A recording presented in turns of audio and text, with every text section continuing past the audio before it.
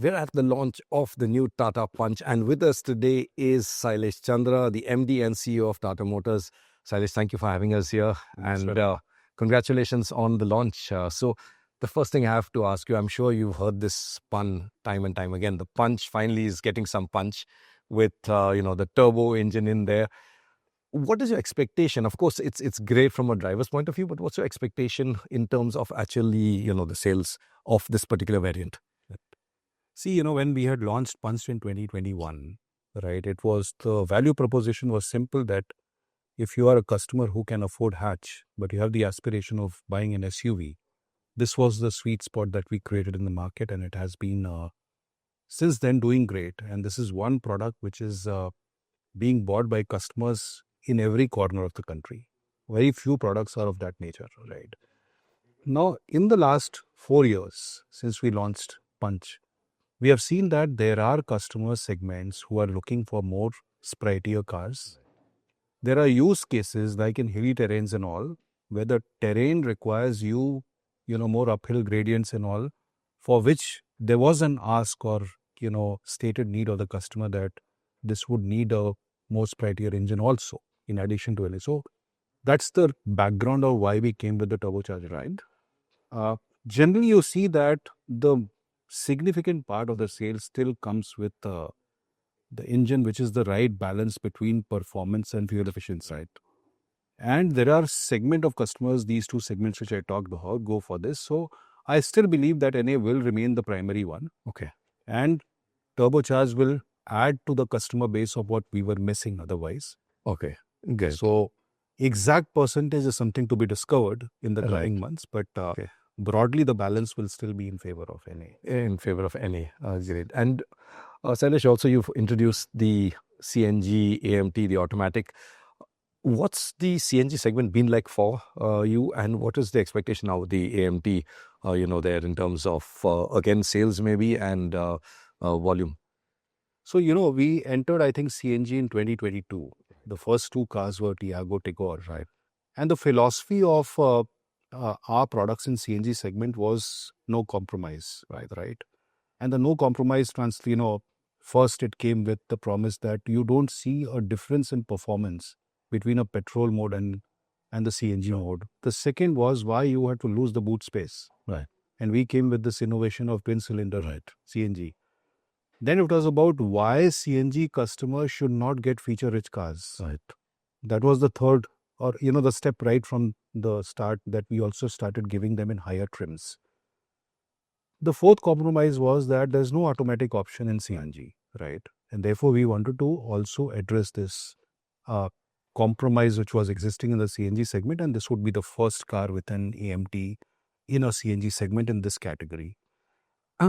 Now, coming to how the CNG has been performing, so I'm very happy to say that now, as we ended the last calendar year, our penetration went up to 28%. 28% of total sales of the total sales of what we sell in Tata Motors. Got it. In Punch, this number was 35%. Okay. So 28% for the entire portfolio, right, is CNG for us. Right. 35% as far as Punch is concerned. So definitely in the entry segment cars, there is a greater traction for CNG. Overall, we would have sold last year, I would say, nearly 160,000. Okay. CNG cars. So definitely we have accelerated our journey right from 22 in just 3 years time period. Right. We have reached that kind of a volume level. And that really augurs for well in many fronts. One, that this is a segment where not many offerings are there, and we come with a very compelling innovation. At the same time, it is emission friendly. Right. And as the regulation become more stringent, this will really help us. At the same time, for overall environmental cause of the country, I think this is a good part, right? True. And Shailesh, I just want to talk a little bit further about something you said actually when you all first entered CNG, you and I think Vivek, is that you all wanted to achieve a premiumization of CNG. Yes. And I think you've gone down a fantastic path, like you said, with that in terms of offering high-end features, automatic and things like that. But what's been the take-up in terms of the sale? Are you seeing actually those high-end models being sold, or is it really the bulk, the low-end CNG variants? When you compare with the other ICE powertrains, definitely the level of, offtake of the higher trims is lesser. Right. But that was not the point. If there is any customer who really wants to go CNG plus Right. the higher end trims, Right. that option we wanted to give. Right. We did not want to stereotype a CNG customers that they don't look for feature-rich cars. Fair enough. So definitely it is less as compared to that. I would not have the exact numbers, but definitely entry segment sell more because it's a very price-sensitive segment. So they look for the best team where they get, and they are very smart in choosing what features they want and not. But we have given this option. Right. And apart from that, more transmission options along with that. So no, I think that's fair enough. I would assume the volume is significant enough because you're continuing this journey, as we've seen now with the Punch as well. So looking at the Punch's journey also, I just want to talk to you about, the Punch has been a phenomenal success for you. I think at one point it was India's largest selling car. That has dipped. You are probably last year at position 9 or 10, I think. Do you think now with, the turbo, the CNG automatic, do you think you'll move back up that up the ladder? Yeah. I think, we are very confident. See, if I reflect on the journey, when we launched Punch in 2021, we started selling some 8,000 numbers a month. Right. Okay. It was an instant hit because it connected because of the value proposition. I said that you have a hatch budget, but you want to aspire for an SUV. This was the right solution in the market. From 8,000 to nearly 17, 18,000 a month has come on the back of more cars on the road, good feedback of the customers, but also multi-powertrain options that we gave on this car. And therefore, we acquired new customer segments. And it peaked in CY24, calendar year 2024, becoming the number one selling car in the country, selling more than 2 lakh. Right.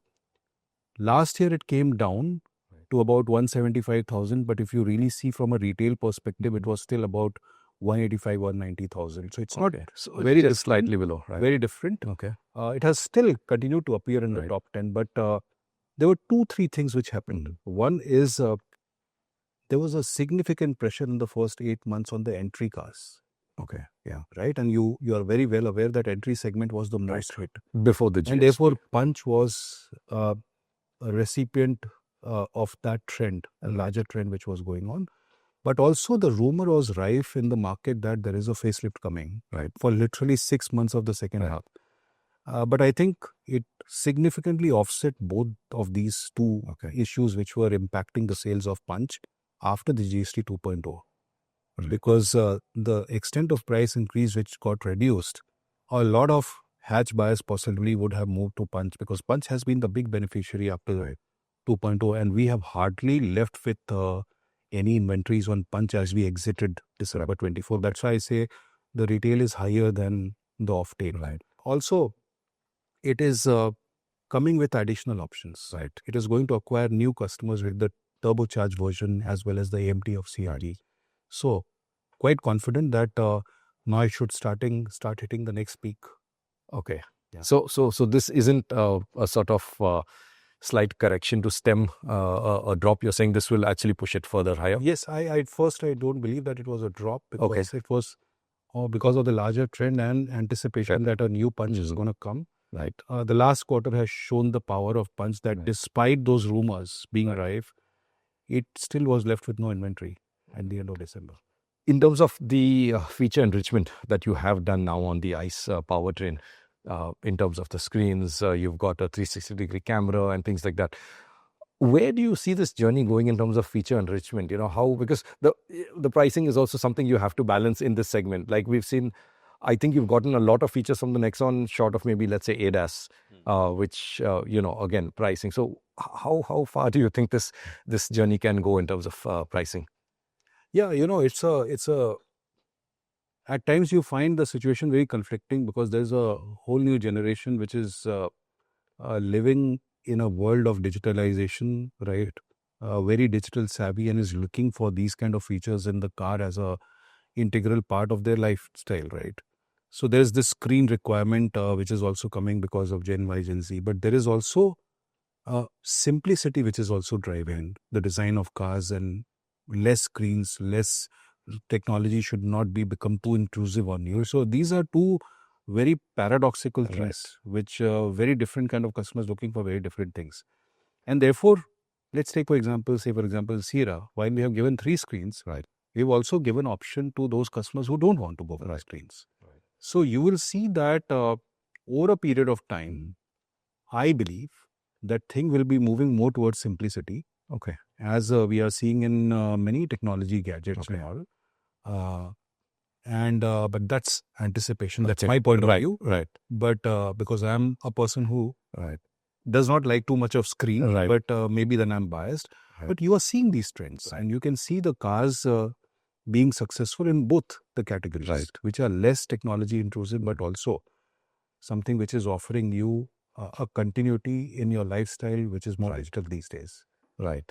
Great. So you're saying that in terms of features and this, there would be like a cap, but I'm assuming you're hoping it's not for your sales of Punch. Industry will be ready with the tech-heavy cars. But there will be a section of customers who would also be looking for simplicity. Right. Shailesh, I have to ask you on the pricing as well. We've seen a lot of feature enrichment, and it's still, I would say, in the ballpark with your competitors. How difficult is that? And do you see that there will be is this like a never-ending race to add more features, still try to keep the price down? How difficult is it to do that? And is there a top line you'd like to not go beyond? No, see, first it is very important that any product which is doing well at a certain price positioning, right? So you cannot disturb the positioning too much. So that always we keep in mind that what is the bandwidth of this product from a price perspective beyond which it gets into a different positioning altogether. So we have been very wary of that issue, and therefore you have seen the price which is pretty much maintaining the price positioning with slight increase, more a residual effect of some of the commodity prices that we could not anticipate while we were developing a product. But as far as feature richness is concerned, that was a planned thing, for which we were also doing significant cost reduction actions. Okay. So therefore, we have tried to keep our price position pretty much around the place where Punch has been doing well. But as far as features are concerned, we assume that not only features, but also the modernity that you have to give in a car, as it were from a design perspective, including the lighting and all, those also become costly. So, but you have to bring it to make it contemporary also. Alongside that, all your cars have to be made more smarter. So, for example, you saw that we came with connected car, bigger screen of 10-inch, 7-inch digital instrument cluster, 360 wireless, 360 for the first time in this segment. So we were able to give this because we planned alongside that a cost reduction. So that is how we have been delivering. But feature improvement or feature addition going forward is going to be a norm. And there are so many features in the higher segment cars which will trickle down to this segment. So maximum feature addition actually will later on in the coming years will come in the entry segment cars because the expectation is growing. And you have seen the journey in the last 5 years also, it has been pretty much the same. 10-inch screen used to be in high end cars. Exactly. Now it has trickled down here. So you can actually forecast what will trickle down in Punch in the years to come. Fair enough. And, that leaves me to kind of ask you about the Sierra, because that's your new sort of flagship, if I could call it that. How's the response been to the Sierra? Massive. People are in love with the design of the car and the feature set that we have given. People are also liking the multiple powertrain options that we have given. And we are overwhelmed. Overwhelmed not in a negative sense, but in a positive sense to get this kind of a demand. Of course, it means that we have to ramp up the capacity accordingly. So there is a phased approach to increase the capacity in the next 6 months. And therefore, we are gearing up for ensuring that we fulfill the demand that we have generated. You would have already, you reported the news of 70,000 bookings we got on the first day. And I don't want to disclose a new number, but I was going to ask you for that. because the run rate is extremely good. And therefore, now it is all about ramping up the production. It will start from this month onwards.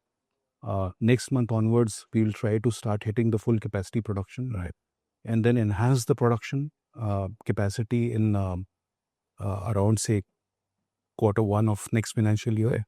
And then Q2 further capacity increase is what we are thinking. Got it. So since you're not going to give us the new booking number, can I press you on the number in terms of your split in bookings? What's been the split in terms of the fuel or variant? So fuel, I would have offhand the number available with me. So it was a pleasant surprise to see that diesel is getting more than what we had anticipated. Okay. Typically in this segment, diesel penetration is about 35%. Okay. We are more like 45-50% of diesel. Okay. Close to half. Yeah. But, always at the time of launch, there is some noise. We'll see where it stabilizes. Okay. But that is what we have been seeing. GDI is getting also a good traction. Okay. NA was assumed to get, very strong bookings. So that is also there. And there's very good equitable distribution, from a variant perspective. Okay. Right? Including mid, top, as well as the entry side. Okay. Quite equitable distribution is what we have been seeing. Got it. And in terms of the GDI, is that the next selling or is it the NA? No, NA, of course. It's NA, right? Yes. Absolutely. And you do not have a manual in the GDI. Is that, you think, a segment you want to address?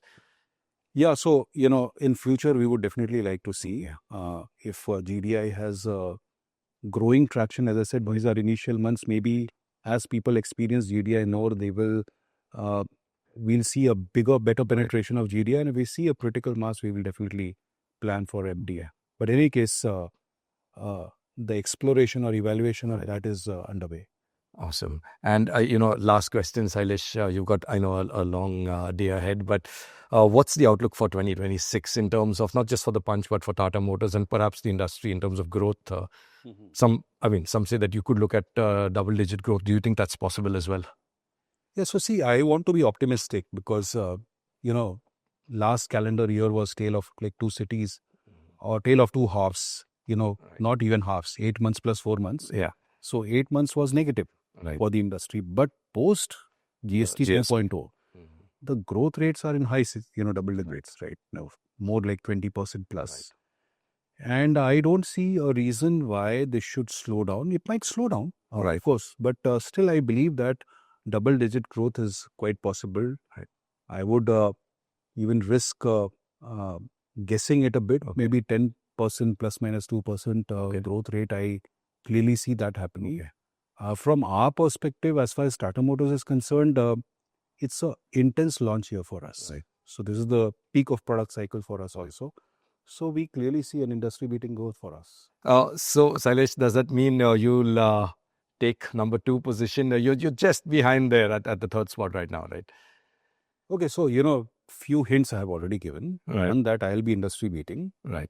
What will be the consequence of that, we'll have to see. But Q3 of this financial year, we were number 2 in Vahan already. Right. Okay. And with strong, product cycle now hitting us, where Sierra volumes get added and all, there's no reason not for us to aspire for being number 2, but we are not obsessed about it. Okay, let me frankly tell, because we are more obsessed about every product in our portfolio being in the top 2 or top 3 in their respective segments. I think that is the obsession that, Awesome, great. So all the very best to that, Shailesh, and thank you for having us here today. My pleasure. Thank you so much.